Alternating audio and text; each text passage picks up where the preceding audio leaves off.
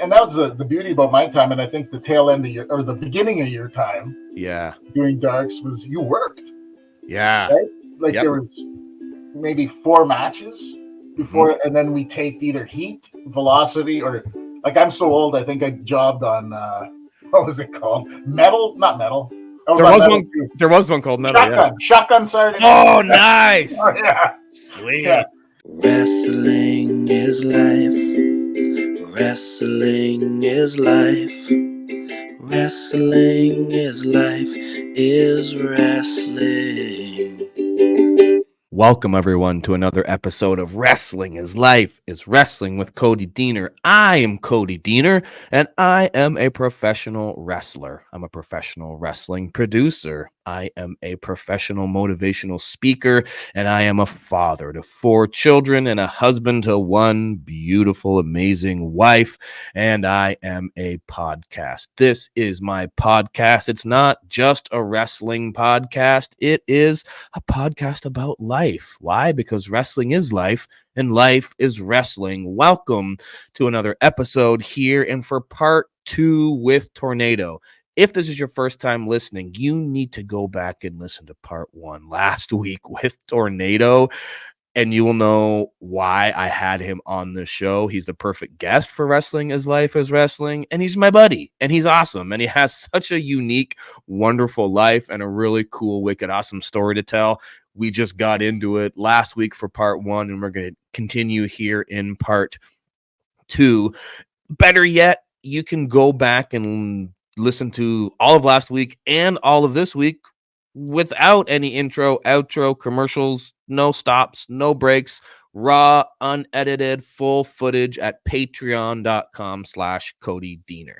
Also, if you get to the end of this, you're like, well, maybe I don't want the full episode, but man, there's a bonus story. There's a bonus story with Tornado. I want to get more from Tornado. Well, then you can do that. Go to patreon.com/Cody Deaner, and you're going to listen to a bonus story with my buddy Tornado. If you sign up, jump on a free trial. You can get bonus stories with each and every one of my guests that I've had on this show. And we've had a stellar lineup for this first half. I want to say first half of the year, but it's been half a year. It's not the first half of this year. This is the beginning of this year. And my first guest, I'm starting off hot, starting off strong with Tornado, someone that maybe not a lot of people were familiar with until last week. And I've had some really cool feedback from Ontario indie wrestling fans that loved last week's episode, but then also fans from around the world, because I get to see the algorithm and the demographics of everyone that listens to the show. And I'm like, man, there's like so many people listening to the show in Sweden and Italy. And it's just so cool from all around the world. And I'm getting feedback from fans and listeners alike that you dug part 1 with Tornado. I'm going to be bringing you more guests like Tornado, including next week's guest. If you want to learn who next week's guest is, you got to follow me on my socials at Cody Deaner. I'll be announcing that in a few days. But let's not hop to next week. No, let's focus on this week and how awesome it is, and some other awesome things that I got going on, including my sponsors. My sponsor, Rest When Dead Clothing. Check them out at Rest When Dead Clothing on Instagram or restwhendead.ca. Check out my signature series hat, my signature series shirt, as well as a signature series of TNA wrestling star Crazy Steve and TNA wrestling star Jody Threat. You can also check me out at prowrestlingtees.com/Cody Deaner. Get yourself a Wrestling is Life is Wrestling t-shirt. Go to cameo.com/Cody Deaner. Get yourself a cameo with yours truly for yourself or a loved one. That's enough shilling. Let's just jump into this, man. Last week, we heard some of the origin story and just some of the crazy, wacky life of my friend of a quarter of a century. He's been in the business for almost 30 years, never taken a break from the ring, never been injured. This guy's an enigma, and his life is just a fascinating one, and I think we can all learn something from it. That's my buddy Tornado. The other thing that I really want to put over is Rock Solid Wrestling, because you're not going to find Tornado on the internet. He does not have social media. He does not have an Instagram. He does not have a Facebook or a Twitter or a TikTok or YouTube or anything. He doesn't exist. This episode is brought to you from a secret location of Tornado's dungeon, and I can't tell you where it is. I know where it is, but it's a secret, and only a few privileged people get to know. I'm one of those privileged people. But if you really want to learn more about him and see more about Tornado, whether it's watching his matches or seeing some of the stuff that he's putting out in the world that's really wicked awesome, check out Rock Solid Wrestling. Jump on Google right now, type in Rock Solid Wrestling, and you can find Instagram and YouTube and ways to learn about Rock Solid Wrestling, the awesome wrestlers on the roster, all the great things that they're doing in the community.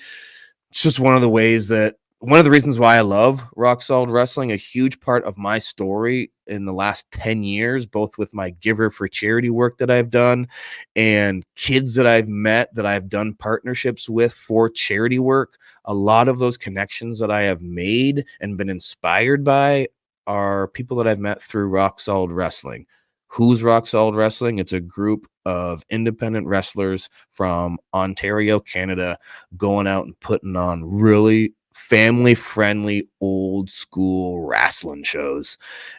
And there's no one better that does it than Rock Solid Wrestling. And the figurehead of that company, the guy working behind the scenes to make that all possible, is Tornado. He's the owner and promoter of Rock Solid Wrestling. And we're going to talk to him some more today. So if you didn't listen to part one, go back, listen to part one. You'll get to the end of part one and go, oh man, there's a cliffhanger from part one. I got to listen to more. Well, you're going to get it right here, right now for part two. So let's jump into part two with my friend and definitely now yours, Tornado.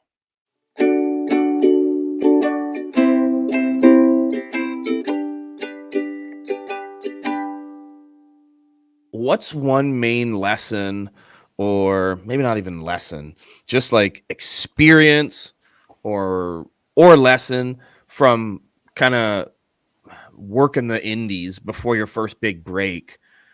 Like, what main thing did you maybe learn about yourself through that experience of that travel and struggle on the indie scene? I'd say it's plateaus. I think you start wrestling, and then the majority of people wrestle someone they went to a wrestling school with. Yes. Because you kind of get booked as a duo or as a match. Mm-hmm. And then once you leave that, and that's a plateau there. So you're going out in front of people, and you're not acknowledging the crowd. You're just making sure. This is what I did anyways. I'm not saying other people do this, but I didn't acknowledge anyone. And I just wrestled and went like a robot, right? And then once I got comfortable, then I hit a plateau. And it's like, okay, well, now I can move on to acknowledging the crowd, feeding off the crowd. And then now I'm wrestling a guy who doesn't speak English. So now I got to, he's not my friend. I don't know this guy at all.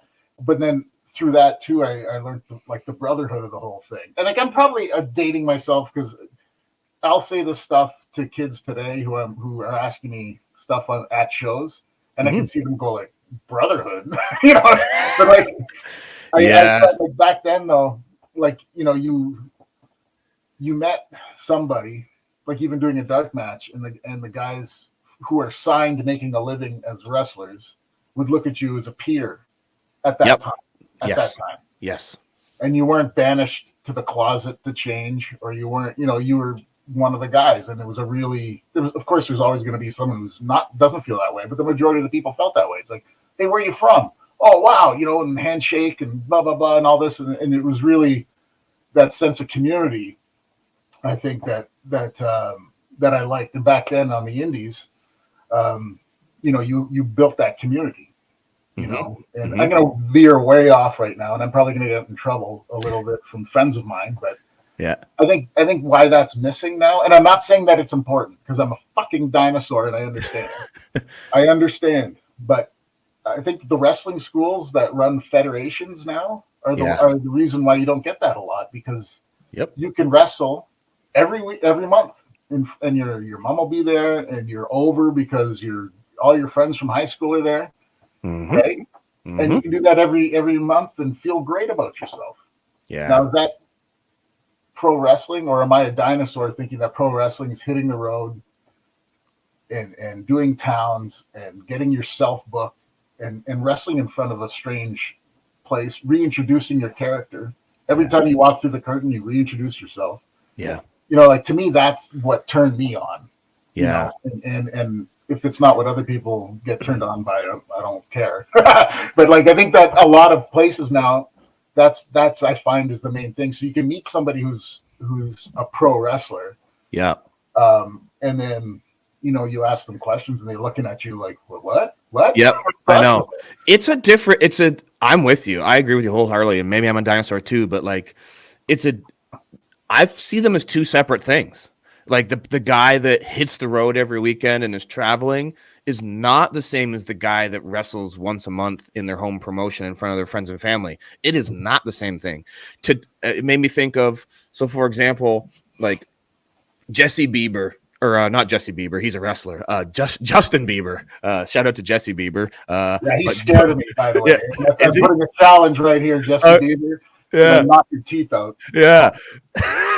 But Justin Bieber, the also Canadian, but famous musician who got discovered on the internet, right?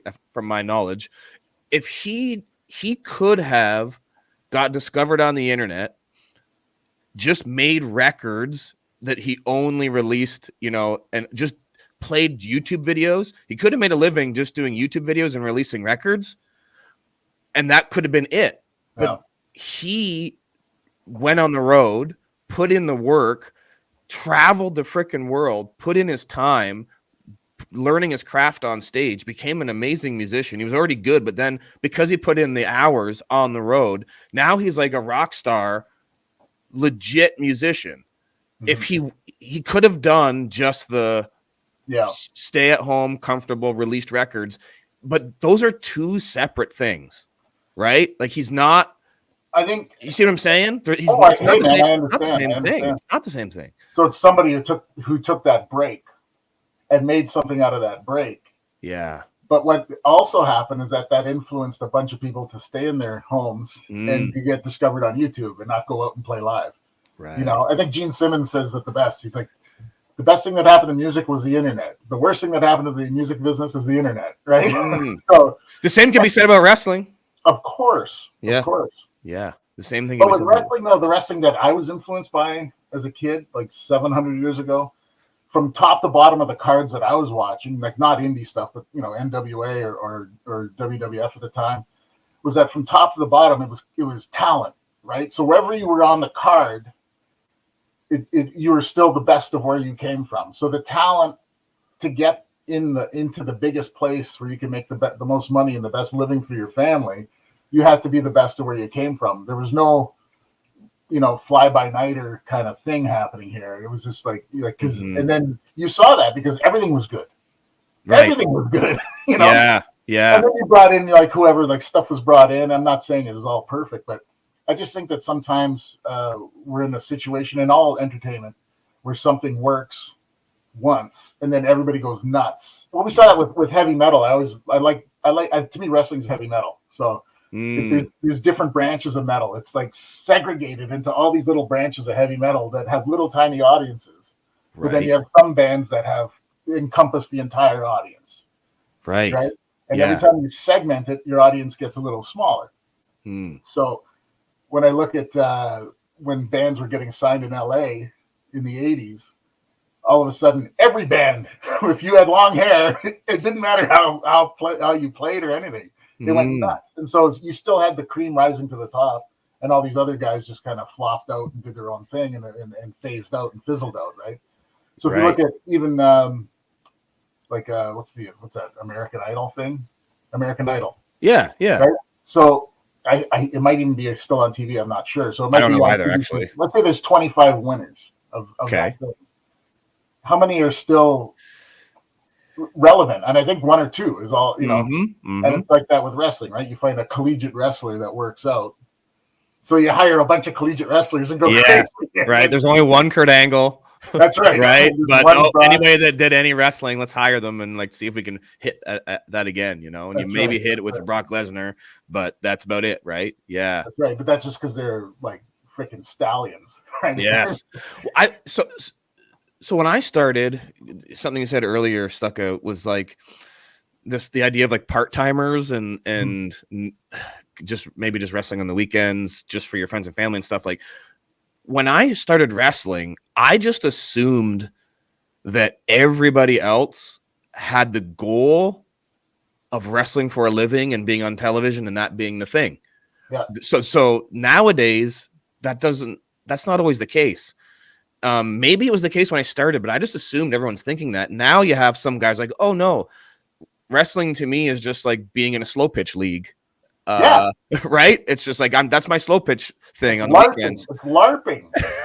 Right? Like so me, like that was so not a thing when I started. It was like obviously you're trying to like get somewhere, or what are we doing here? Like it was just, but that was just me and my tunnel vision and motivation. And for me at the time, because when I started, my tunnel vision was WWE, because it was the only place you could go was get a job for Vince McMahon in New York. And that's where everything went. So it was like these stages, like, okay, once I get to the stage, I can send in my tape, literally a VHS tape, which is what I did, right? I'll send in that tape, and then I'll start doing dark matches. Then hopefully I'll get noticed. And that was just the avenue, which is the same avenue you were on. Like, how did that even start in terms of getting your first dark match, or what would you consider maybe your first big break, I guess? Well, it's exactly what you said. You're just sending stuff in. Mind you, we had a Canadian office at the time in Toronto. Right. So it was a wee bit easier than it was sending something to a black hole in New York somewhere. Yeah, right. So they did have a Canadian presence. Yes. So, it just started. That was Carl DeMarco, right? Right. Yeah. People will know that name that watch stuff in the late '90s, like any WWF documentary and stuff. Like or have heard or read in biographies of especially Canadian wrestlers. Carl DeMarco, like he was the Canadian office guy, right? Yeah. Yes. Yeah. So it was. I'm assuming it was through him, but anyways, there were some Canadian dates coming up, and I just got on last minute and fell through. And then my actual first dark match was in Detroit at Joe Louis Arena. With who? So, Sick Boy. Nice. So it was two locals, because they don't do that anymore. Yeah, well, that's right at the time. Like, and that was the beauty about my time, and I think the tail end of or the beginning of your time. Yeah. Doing darks was you worked. Yeah. Right? Like there was maybe 4 matches before, and then we taped either heat, velocity, or. Like, I'm so old, I think I jobbed on, what was it called? Metal? Not metal. There was one called Metal, Shotgun Sergeant. Oh, nice. Oh, yeah. Sweet. Yeah. But you'd film that first, and then it went to whatever was live, if it was SmackDown or Raw, right? So yeah. And then you're there, and sometimes you're involved in everything, right? So you do the opening match, like, you walk down, everybody's like, who the hell are you? You're getting all that stuff, right? But those are my favorite matches because you got offense. Yeah. If you're on the TV show, then you were just jobbing. Mm-hmm. And then if you're on the main thing, you're a cop or you got a good spot there where you actually came out as a competitor So like, and then you're there at noon and you're doing, we used to roll around and like we used to train in there. Like, it was just, I heard like as time went on that it's totally changed where people aren't even allowed in the ring, or they do a dark match would be in front of just the boys, which must be intimidating as hell. Yeah. But it was a great experience because like we got to work all the time. Yeah. You did like a string of darks. Yeah. So much. Like people thought you were like on the roster. That's what I heard. Yeah. Right. Yeah. Yeah, man. Like, people just assumed, I would say there's Mark, there's Tornado. Like once a month, I'm pretty sure. And then at one point, it was like anywhere in Canada except for like the BC area, but as far as Halifax, anyways. And then all the way down, like around Lake Superior. What lake is that?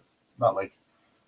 Lake Michigan, right? So like as far down as Green Bay into Chicago, right at the tip, and then all the stops in Ohio. And were you driving those? Oh yeah, you're just driving those, eh? Yeah. Well, a group of Canadians that we just there's myself, Tyson Dukes, dear friend of mine, and Bobby Roode at the time, and then another fella who was Larry Destiny. Larry Dusty. Yes, yes. It was like us four at the beginning, and then after I think Larry dropped off, and then Showtime Eric Young came on a few trips, Mm-hmm. and then and then that was probably my last thing. Was I think it was like 4 years of like doing it a lot, and then kind of coming to the end of like I'm sure I guess they're not interested, right? You get to that point. Yeah. So like I think one thing I learned early.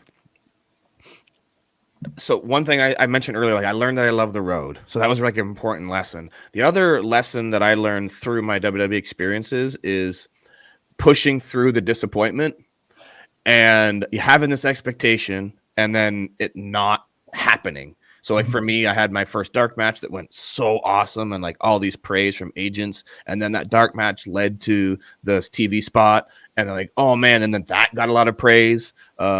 Vince McMahon shook my hand after coming back to the curtain, by the way, after wrestling Kurt Angle. Like he went out of his way. He got up out of his desk in Gorilla and came and walked up to me to shake my hand and to thank me. Right. So then having that experience going, oh my God, Vince McMahon just shook my hand. They gave me more money. Also, Johnny Ace took me to the pay window and gave me more money after it. So I'm like, oh my God, I'm going to get a job. Like, this is it. Like, this can't get any better. And then, oh, the phone doesn't ring and I don't get a job. You and I both know we could name easily right now 5 to 10 guys that happens to, and then poof, they disappear. Oh yeah, they disappear. Talented guys, so talented. Right. That is like they're just gone because they get that first sniff, and then the sniff doesn't lead to where they think it is, and then poof, it's over. There's 2 guys in particular I can think of. I won't mention their names, but they're so talented. I know. I know. I think we're thinking of the same guys, probably. No reason why, and the only reason was that they gave up, and they that 1 ounce of. I remember one of the guys, one of the agents or somebody called him a speed bump as a joke. And that was it. He's like, no, I'm not a freaking speed bump. Like, just it's it's a joke. Don't worry about it. And like this, man. And that's the thing where sometimes you have some success in the indies, and then you have to understand that like you're a big fish in a small pond. That's and then once you get to the bigger pond, you got to start from the bottom. And some people don't like starting from the bottom. Yeah. I was talking to my wife about this. My whole life's been starting over. I've started over so many times. Yes. And I'm still doing it. Right. And I was talking to her, I'm like, geez, sometimes I feel like if I'm going to go into this direction in the business, I got to start over. Right. Whatever it may be. And then sometimes I feel like I don't want to. She goes, yeah, right. Shut up. Go start over, you idiot. You guess. Yeah. Yeah. That's huge. We talked about that the other day. How did you last though, as long as you did doing those darks where it's like, I know what that experience is like. And like every little breadcrumb you're thrown, you're like, oh my God, oh my God, oh my God. And you think it's going to lead to a sandwich. And then sometimes it leads to like, a quarter of a sandwich, the little diamond that your grandma cuts of your sandwich. You get like that little piece. You go, oh my God, I'm going to get a full sandwich now. And then you never get the freaking full sandwich ever. Like, what kept you going? Is there something about yourself? Is there something about the guys you were with? Or I was having fun. Like at one point, it was so. Like I said, it was like once a month for at least 1 year. It was 12 times. So once a month we were there, and it was just like, and it became a thing. And when I felt like when it maybe jumped to every 2 months, the next year I'm like, hey, something's missing, right? What's missing here? Because it's just easy. You went there. You parked where they parked. You got catering. Hey, how's it going, man? Good. We had the 2 nights back then, so you do you get booked to do Raw and SmackDown, and then both those shows. Mm-hmm. So sometimes I'd be on Heat and Velocity in the same week, right? Jobbing. Yeah. But then I also did the dark match, so I got to wrestle somebody good and had some offense, and then it was just a way of life for like a year and change because it was just happening so often. Mm-hmm. And then when it dropped off to less, then I was like, something's missing. What am I missing? Oh my God. Yeah. I'm not like freaking all over the place. And because we're Canadian too, it was like, that's tough. You get the phone call. That. Well, it's worse now, but back then it was more like, they didn't know what Canada was like. They go, hey, you're from Canada, right? I'm like, yeah. You're okay. Can you go to Halifax tomorrow? Like, yep. Like, holy shit, I got to go to Halifax tomorrow. Right? Yeah. Never said no, man. I swear to God. Never, ever, ever said no. It was just yes sir. Anywhere we can go. So how when that ended, I guess, and you stopped doing those, what kept you, I guess, motivated to keep doing this thing that you loved in wrestling? Because if you don't make it as your career, it's maybe a kind of version of starting over. Like you said, it's like, okay, well, now I've got to maybe rethink about either my goals or what I'm doing. Like, how do you survive that if you're like, well, wait, that thing didn't happen for me that I was kind of hoping would happen? How do you even cope and keep moving forward? Because you love this so much, but what keeps you going?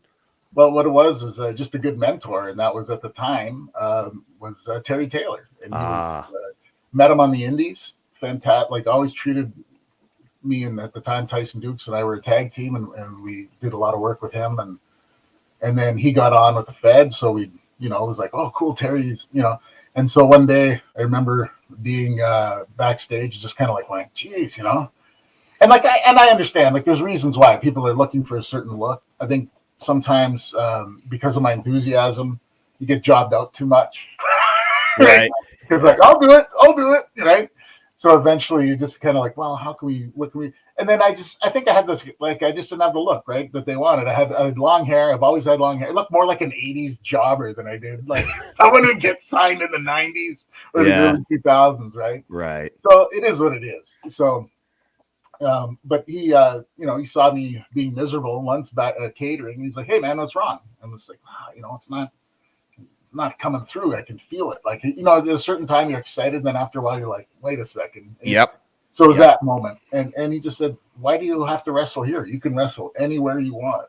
You're good. Like, it's not that this is it. Like, wrestle everywhere. You get a high when you wrestle in front of 500 people who are excited to see you, or you're excited to, and so he blew my mind because I never put it in that perspective about you can wrestle anytime you want, anywhere you want. And yes, it's not here, but does it matter? Yeah. And so I kind of took that. And then by the time I'm going to say our last one might've been in Buffalo or wherever. And I crossed the border. And by the time I got to my home, 20 hours later of driving, I had Rock Solid Wrestling was in my head, and that's where that came from. Because I figured that if anything, I could start a promotion where, everything. Sometimes you go to like, and indies are awesome for the craziness of the promotions, right? But I just wanted something that I felt, so my own opinion, that I was going to surround myself with people who I thought were like the same kind of thoughts that I have, and they have the same work ethic I have, and so I was very choosy about who's going to be in that change room, and that's where that came from, was Terry's words, and just like driving home, going, well, how can I do? And so I figured, like, if I can give a bunch of newer guys, like a platform where they could, work in front of a camera, work guys who've been there, done that, because the wrestling business is full of guys who've been to Japan, been to Mexico, worked for WCW or WWE, and they're not doing it anymore. It's just, and all those guys have something to offer you. That's right. And it must be like that for any sport, right? The NHL, there's guys who played, OHL, never got drafted to the NHL. Doesn't mean they suck. It just means that, there's a million reasons why, right? But if you still love what you do, you can mentor somebody so that when it's their turn, they have a little more tools in their toolbox to go forward. And that's kind of was the whole idea of what went down. And I think we're on our 18th. I think we've been around 18 years, or something like that, or 15 years. Oh man, that's so good. I think there's a couple things I want to say, but one is I love that advice that Terry Taylor gave you. It's very similar to kind of the light bulb that went off in my head after when I got released from TNA. And I go back to doing the indies again, another disappointment, another moment in my life where it could have been like, oh, well, I guess that was it for me. I guess I'm done. I decided, and I talk about this moment when I go around to schools and I do my speeches, which you've seen, because I've done some in your area. And I tell the kids, it's such a simple lesson, but an important one, is focus on the positive rather than the negative. If I would have focused on getting released, then I would have packed up my bag and went home. But the positive thing that I found is the exact same positive thing that Terry Taylor gave you as advice, is I decided, wait a minute, am I healthy? Can I still wrestle? And the answer to those questions was yes. Mm-hmm. And I realized it doesn't matter where I do it, because when I was a kid, I never wanted to be rich and famous. That was not my goal, was to be this rich and fame. It was, that looks like the coolest job in the world. I want to do that, right? And you don't care. Sure. And I know, because we've talked about this, and you're like, oh, if I could be that jobber on international wrestling or whatever, right? Like, that's sweet. That's the best, right? So like my thing was the same. It was like, I just want to be a wrestler, and I can. So I'm going to go do that. And then that's a lot where our worlds connect earlier than that. But one of the things for me was a place like Rock Solid Wrestling became like a positive savior to me in terms of how I viewed wrestling. Because it was a place where it's like, no, I can still, like Terry Taylor said, there's 500 people. They're going crazy. I can do wrestling the way it's supposed to be done, the way I think it can be done, in front of people that love it, with other wrestlers that love it, and it's nothing but positive. And Rock Solid was that for me, still is that for me. I know you've talked about not being very good at self-promotion, but hell, I'll do it then. Like, Rock Solid Wrestling is the freaking best for that. It's where real wrestling happens in front of real wrestling fans, large crowds, done the old school right way, where you can go, you can learn your craft, you can do it in front of enthusiastic people, you can fall on your face, but then just learn to get up after falling on your face and keep moving forward. It's like, it's the best. It's the freaking best. It's what wrestling's supposed to be. It's like a throwback to all the things you're talking about throughout this conversation of what pro wrestling really can be and maybe should be. That's what Rock Solid Wrestling is. It's what you just said, though. Like, some people don't value that, right? They value other things, and I think that might be a newer generational thing.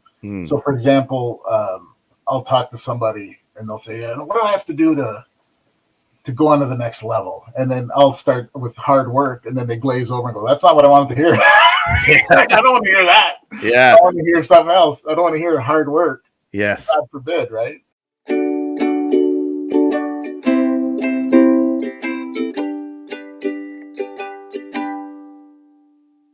I want to tell you about CEOFit.ca.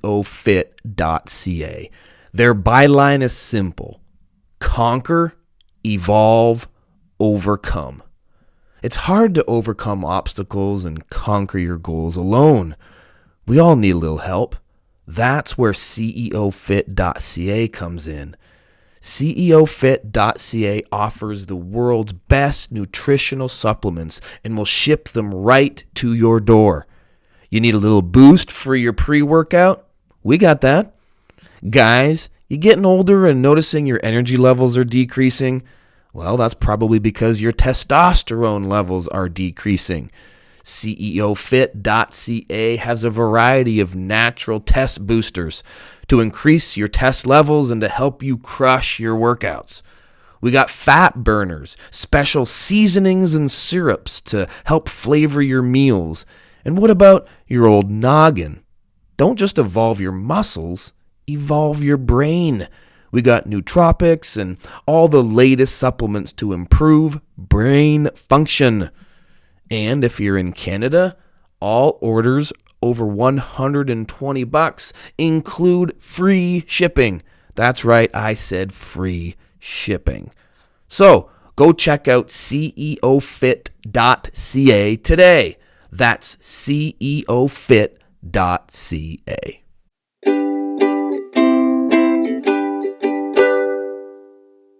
And you know what? And I tell guys this too. You're right. I'm just, you're asking my opinion. It's my opinion, and maybe that's why I'm still, I'm 52 years old and I'm driving to freaking Cucamonga to wrestle whoever. Yes. Because I'm wrong, and you're right. Because that's just the way I have to do things. Like, if I fail, but I fail on my own, like the guy leaving me in the band situation, right? Mm-hmm. Like, that was out of my hands. If something's in my hands and I make a decision, so let's say wrestling, I say, okay, I'm not gonna break up my family for wrestling. I'm not gonna. I had rules through this whole thing. Oh, good. What are these? I want to hear these. Yeah. Well, number one is, I hate to say it, no drugs. Yeah. Yeah. Like Absolutely. which might have been another reason why I never got signed. I was in good shape though. I was in good shape. But not that shape. Yeah. Right? Right. So there was that. There was I refused to break up my family. I refused to, do stuff that would endanger the family at all. Mhm. In lieu of that, my wife and I, there was never any restrictions on me going anywhere. It was just like, I'm not going to go and get involved in some kind of wacky situation to try and further my, my career.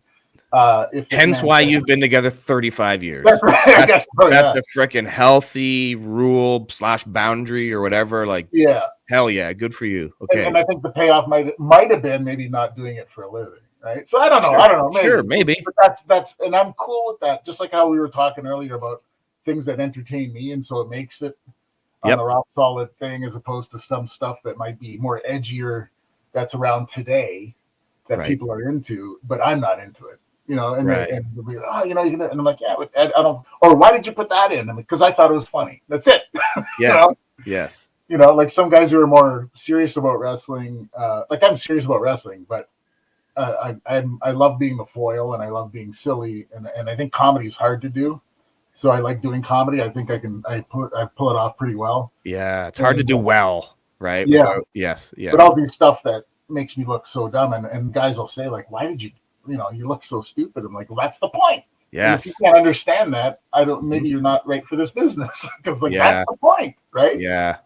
Like if you have a big zit on your back and everybody's yelling, oh, you got a zit on your back, sell it, right? Exactly. Yeah. Like, oh my God, they saw the zit. Which I've seen guys work that to their advantage, and I've also seen guys run to the back because they're making fun of a zit. So it's like, holy shit, work with what they're giving you.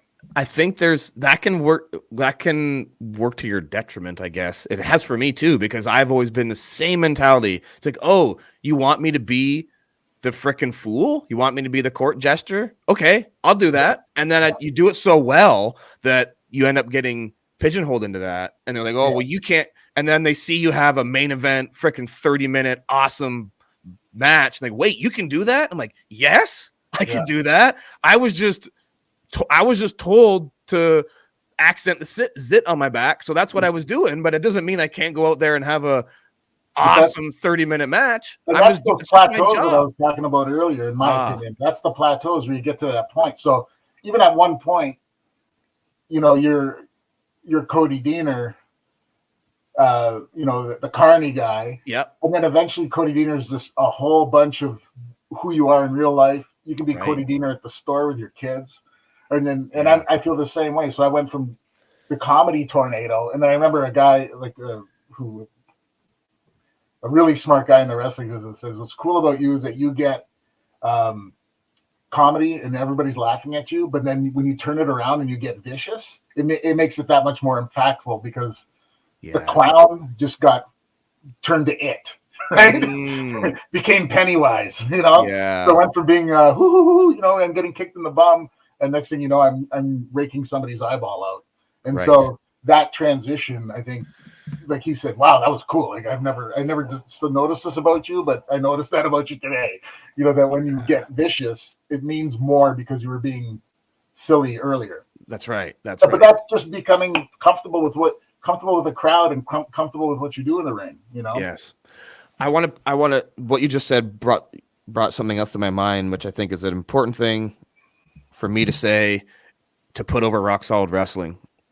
And I know you'd never say this publicly, but I'm going to say it now, and then we can speak to it. One of my favorite weekends in my entire career was with a man that people are going to be very familiar with in Ricky the Dragon Steamboat. And I got to have a whole weekend with Ricky the Dragon Steamboat in my corner doing Rock Solid Wrestling shows. And he had nothing but such high praise for me and what I was doing in the ring, which made my freaking life. It was so amazing. But I will also never forget his response to Rock Solid Wrestling as a whole, as a company. That first night, you know, he sits down and, you know, he's just kind of seeing the lay of the land. And then he comes out for his match and he's seen it all. And he's seen and he's getting booked on indies and seeing what indies kind of are nowadays. Yeah. And after that first night, it was like the 26-year-old Ricky the Dragon Steamboat all of a sudden came out of him. And he realized, oh my God, there are still places like this. Yeah. Places where it's like real wrestling with guys that want to do it right and not just wrestle to get a GIF for their Twitter account and like want to entertain the families that are in the audience. And then, as you know, like the next night, he runs a 2-3 hour free seminar for all the guys and just goes into a masterclass in pro wrestling. And we're all just sitting there like children soaking up this knowledge. Yeah. It was he wouldn't have done that if he didn't see how special of a place Rock Solid was and the talent that are on the roster. That was such a cool weekend, man. Like that must have made you proud as well. Oh my God! Well, just him being the gentleman that he is, and you know, just such a positive. I think you ran into him at a I did a card signing or something. It was at a sports banquet. Like and shortly he thereafter. was still talking about the everything. Yep. Right? Yes, he was. You know, and but just what a gentleman, right? And a lot of those guys who I grew up watching, I think we have like a parallel because even meeting Arn Anderson backstage and doing darks, and he was an agent, and just the class he brings to the whole thing, and he brings an honesty to and it is a sport. When they're involved, it's a sport. Yep. You know, and I'll tell you, one of my greatest moments of my entire life was Joe Louis Arena. This is like 3 years in to doing all these freaking dark matches. Okay. And the thing about Joe Louis is they had stairs that pulled out, like what do you call it? Bleachers. Bleachers, yeah. And so where the change rooms were, you could walk underneath the bleachers, look through the little holes, and watch the matches. So I'm there by myself, I'm watching, and then there's 2 people on either side of me come up, and it's Ric Flair and Kurt Hennig. And I was like, oh my God, this is the best. Instead of like, you know, being intimidated or being, you know, like, you know, hey, hi, sir, blah, blah, blah. They talked to me like, hey, man, you did good tonight. That was great. Oh, you land on your head really good. And then it was just like talk and talk. And that's, I think, is what's missing now is like these guys know where we came from, right? Because they did too, right? Like they grew up doing towns, doing everything that we did. And now I think if you make it to the Fed nowadays, you might have never wrestled a day in your life, right? And it's not really the wrestling business anymore, right? So like there's that throwback that I think that those guys like Steamboat and, you know, any of those old timers, they get where we come from because and they appreciate it. So if they see like they come to Rock Solid and see the kind of caliber that's going on here, and there's nothing like Ontario's the promised land of pro wrestling as far as talent's concerned, right? Yes. You know, it's just filled with guys who've been to Japan, been to Mexico, been everywhere, right? Yes. And they're still active, and those are the guys that we try and, you know, feature as much as we can. And so, yeah, Steamboat fit in. In fact, I'm keeping you. Like I wanted to keep him. Right? Yes. You're not going anywhere. Yeah, that's right. We're gonna kidnap Ricky the Dragon Steamboat. Right. Oh yes. I'll feed him. Yeah, he can live in the basement. I'll feed him. No problem. That goes back to the brotherhood you're talking about. Like earlier, right? Like you got Ric Flair and Kurt Hennig, and you're just another brother in that brotherhood. You're not seen as, you know, a minion because you're just do indies. Like, no, you're in the wrestling business. We're in the same business. Yeah. Like, and they get it because they know that. And the difference there is like you can talk to somebody and they go, you drove, you're from Canada. Yeah. How long did it take you to get here? 8 hours. Oh, wow, man. Good for you. Or the other guy goes, 8 hours? You're an idiot. Right? That's right. Yeah. And I'm like, well, I guess I could be, you know, but I love the business. Like, really? Yeah. And they're confused. Really? Yeah. Yeah. Why would you do that? Right. So I've had both reactions to that stuff, right? I try to always keep that in mind whenever I'm at, you know, Impact shows and there's guys setting up the ring and setting up chairs or working the merch stand. I intentionally go out of my way to try to shake the hands of those guys and like talk to them for a couple minutes. And sometimes like, whoa, like they're surprised I'm talking to them, but like, no, man, like I know I've been where you are. I know the deal. Like, I know that you're freaking super nervous, but also think this is the opportunity of a lifetime. But you're also you're just working hard, and you tried to get this spot. And, I try never to forget that. I want to be like the Ric Flair and the Kurt Hennig, not just because they're both amazing wrestlers, but I also want to try to be like them as men in the terms of how they view the business. Because it's leaving if we don't. I don't know if it's leaving. I think it might it. just be morphing, and I think that that certain things are becoming more prevalent on the bigger stage that might have come from the smaller stage. You know what I mean? But maybe there's some things that are internet GIF-like reactions to whatever, somebody getting thrown through a sheet of glass. Sure. And then somebody thinks of putting that on the big stage, and then what they're doing, in my opinion, this is all my opinion, and if people don't agree, I don't care. Sure.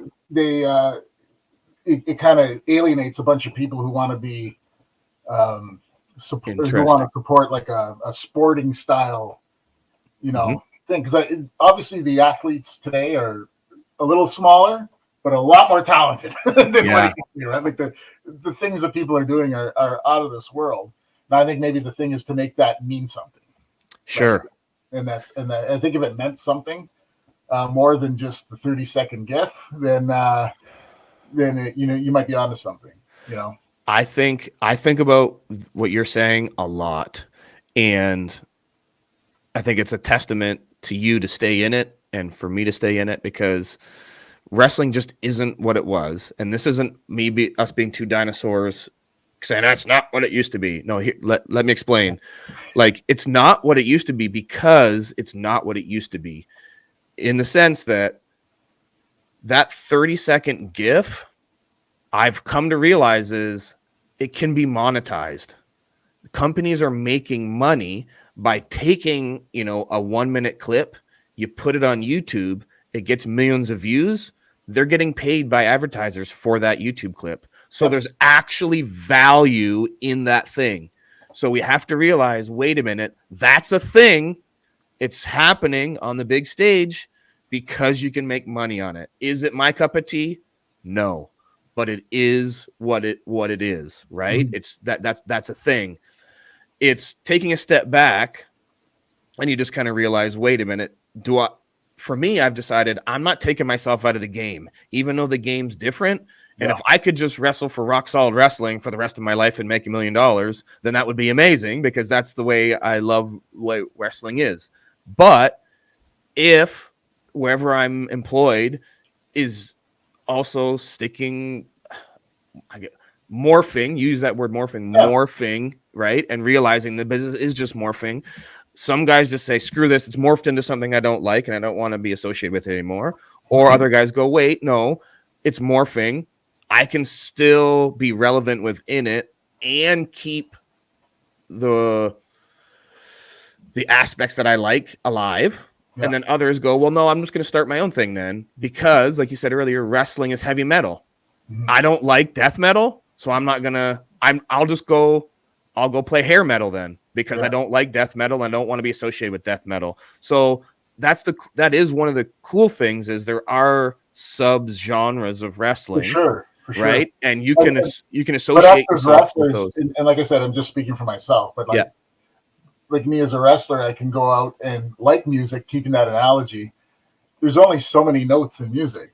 Yeah, there's like a bit from Chopin to freaking G.G. Allen, man. There's everything in between, right? Yes. And so that's where the creativity comes. So it doesn't mean that something's just dead and has to go bye-bye. It means that, like, there's certain things that you can pay tribute to, that you can, it's like spice and everything nice, man. You put in some of that stuff that just is, and I always bring up Bible stories, right? It's Bible stories. It's like Superman and freaking Moses. It's like these stories just go on and on and on and on, right? Mm-hmm. And there's something special about those stories.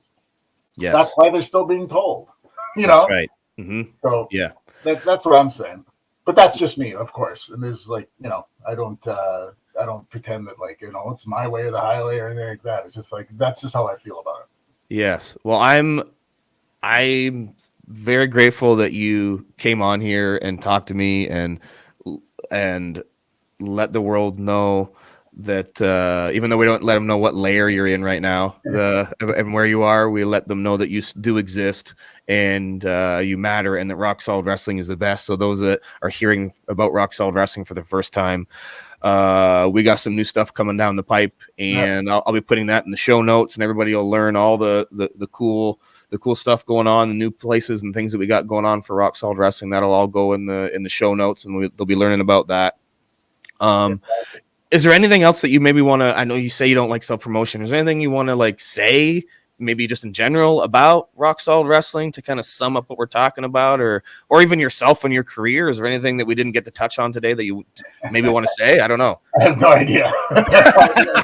Yeah. I will say just like, like even yourself, like guys you meet in the business, right? You just kind of gel with people. And I think that's what I've always tried. I think when I talk to other workers that maybe don't work for Rock Solid and I run into them and, hey, how's it going on? And one thing they'll always say is like, yeah, but you run too tight of a ship. There's only like, we actually have a roster of people who are like, basically it's the same guys. And then we have interchanging people here and there, but the majority of guys are the same. And you're one of them. And that's on purpose. That's totally done by design, because like these are the guys that tell the stories that I like. And then what would be really good is like bringing in someone who hasn't had that experience, and then they go through each one of us each night in front of a lot of people and make themselves better. So some people see the value to that, some people don't see the value to that. And like there's guys like yourself, there's Jake O'Reilly, Daddy Davis, there's Tyler Turva. These guys, like, it's you guys are the reason why I'm still doing this all these years later, because I just love it. I love it, and I love being with you guys. And like you're my people, in my opinion. Like, yes. And I've seen that throughout the years. Like if I need help, I know you guys will be there to help me, regardless of what the situation is. So and that's what this is all about. Finding your people. I talk about that with a lot of people on this show, and it's a common theme that's come up with most of my guests is the importance of kind of finding your people. And there's different reasons why you might need to find your people for different aspects of your life, but wrestling is life is wrestling. And the guys that I have met that are my people in wrestling are also the same guys that are there for me in my life too. Going back again, that old school word you said, that brotherhood, like it's real, it exists. And I'm very grateful that I have found those people. All the same people you just mentioned are the same people in my life too. And I think Rock Solid Wrestling, just to say one more thing about it, that just came to mind, like all the things we've been talking about in this conversation about a place to do wrestling that in a way that is special, but also learning that you love the road. You get to do all those things with Rock Solid Wrestling, right? Because we're traveling to those remote towns, so you're going to learn if you like being on the road. Then you're also going to do, like, if we can do a couple shows in a row, you're going to learn what's kind of like to do like a little mini tour and have to do this a couple nights in a row after a long drive. And then you're gonna get to wrestle with a bunch of different guys. So it's an awesome place for a young guy to learn quickly. Do I have it? Yeah, and we've also done live TV. Right? That's right. I think we might be the only company in. I forgot about that. Of course, done live. Yeah, and we've done it 4 or 5 times, and I always laugh because some of the newer guys will be like, "How come the referee doesn't have a?" Shout out to Hamill, the best referee ever. Yes. Doesn't have the microphone or anything. It's because I say 15 minutes and it's 15 minutes. Like, because we all know what we're doing. Yeah. And if he had the gimmick in his ear, I think it'd be too much of a carrot dangle to talk to him all the time, right? Like to say stupid, especially for me to say dumb stuff, right? Like just to try and pop.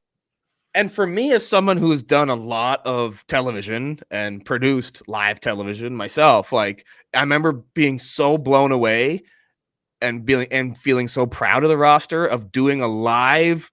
People have got to understand this: a live show that starts and is being filmed by some people that have never even filmed wrestling before. And then ending at a certain time, throwing to announcers, throwing to live promos, going like live. We started and ended at the exact time it was supposed to. Everybody hit their times. I don't know if there's many companies in the entire world that can do that.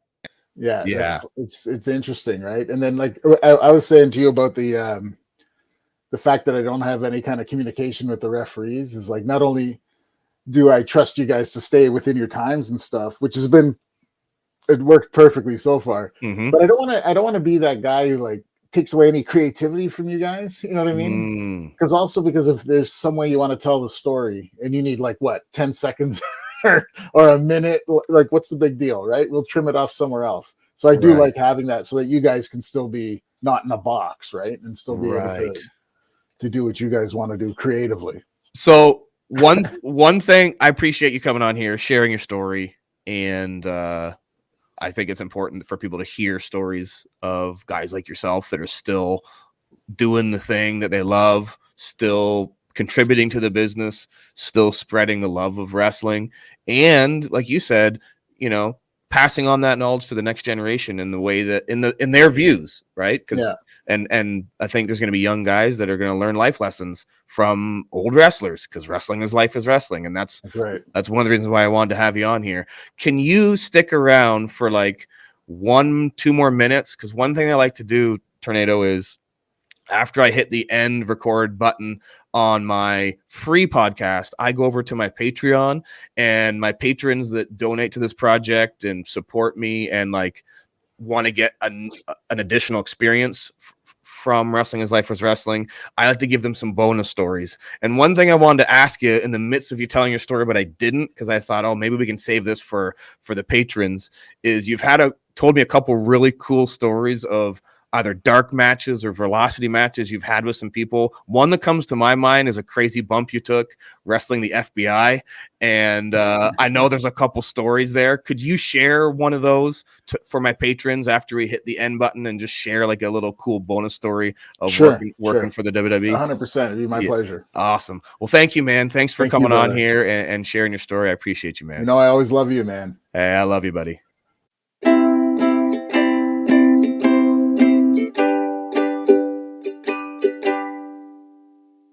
That's going to do it for another week of Wrestling is Life is Wrestling with Cody Deaner and with my friend and now definitely yours, Tornado. What did I tell you guys? Tornado's awesome. I feel it might sound cheesy for me to say I feel privileged that he's my friend, but like I genuinely do. Like the fact that I have got to meet so many awesome people in this business in my years in this business. And one of the guys from day one that I became friends with became a mentor to me. And I got to kind of just follow his example of how he conducts himself in a locker room, how he approaches the business, how he treats people. There's no better human being, more of a class act in this professional wrestling business than Tornado. I remember one time he said this, and we didn't talk about this in our conversation, but one thing that really stuck out to me that I just respected so much about Tornado was one time we were talking about like success in wrestling, and he said, look, we're just as good as the guys that have succeeded in wrestling and quote unquote made it big. Just sometimes people don't get an opportunity or break that other guys get. A big component of this business is luck. And just because you make it big, you become a champion. I mean, you do have to put in the work. You have to put yourself in certain situations where I'm not taking that away from people, but there are so many talented, top shelf, awesome, amazing professional wrestlers that never really make it to the big time or the big stage. And that doesn't mean that they're not really good at what they do. It just means that they might not have a huge platform to showcase their talents to. Tornado has recognized that and decided he wanted to display and create a platform for more top shelf, amazing professional wrestlers to show the world what they can do. And it's one of the reasons why he got and created Rock Solid Wrestling. Rock Solid Wrestling is such a cool roster. you heard us talking about it. I'll just say it again. Like, one of the really amazing things was doing a weekend with Ricky the Dragon Steamboat, and Ricky the Dragon Steamboat saying and recognizing how special Rock Solid Wrestling was and how talented the roster was. He was literally blown away. And if you're blowing away Ricky the Dragon Steamboat, you know you're doing something right, and you've got some top tier talent, and that's what we have at Rock Solid Wrestling. So I just wanted to mention that because it kind of stuck with me, and it kind of made me make sure that I change my perspective and be like, it doesn't, accolades and or accolades and things that you might achieve and championship belts that you might achieve and, praise that you get thrown your way from fans and whatever. What it really comes down to is, are you really good at your job? And sometimes you might not have the biggest platform to do your job, but that doesn't mean that you're any less valuable to the wrestling industry, because there's fans out there that love you. And Tornado's somebody who has got to hone his craft and be a part of the sport of professional wrestling for 30 years. And he has affected many people in a positive way. He's put smiles on their faces, or more likely than not, made them really, really angry and pissed off so that somebody else could put a smile on their face, because that's what Tornado does best. And I'm just glad that I have this small platform that I have with this podcast to share some special people in the business that I think deserve a larger platform. So I know I don't have the biggest platform in the world, but I have one. It's, no matter how small this platform might be, it is one. And I want to use that small platform I have to introduce some people to other folks in the business that maybe don't have as big of a platform, or aren't as known because of whatever circumstance, but they have a really cool story to tell. And one of those people is Tornado. And I foresee some really big things happening for Rock Solid Wrestling. And if some big things do come down the pipe with Rock Solid Wrestling, you're going to hear it from me first. And maybe I'll have Tornado on again, and he can tell you some of the things that we got going on in 2024 with Rock Solid Wrestling and more things. Tornado, I want to have him on again, because we only scratched the surface at his really awesome life, and I just appreciate him being on. Next week's guest, I'm not going to tell you right now, but I'm going to tell you right now, it's good. Ooh, it is good. And it's somebody that I've also known for many, many years, almost as long as Tornado, actually. But this person did perform on a platform that is quite high on television that a lot of people will be familiar with. And you are going to love it. You're going to love the conversation. We have a conversation. I get to have a conversation with this person that I don't think they've ever had on a podcast before. And maybe that's just, I don't think it's anything special about me. It's just that I happen to be friends with this person for so long that they were willing to open up with me and open up to me and with me and just talk about their life in ways that they haven't talked about before. If you want to get next week's show early and ad-free, I'll be putting it up this weekend. If you're listening to this on Thursday when this episode drops, just in a few days, it will be popping up on patreon.com/Cody Deaner, and you can listen to the full conversation with next week's guest. You can listen to whole part 1 and part 2 this weekend on patreon.com/Cody Deaner.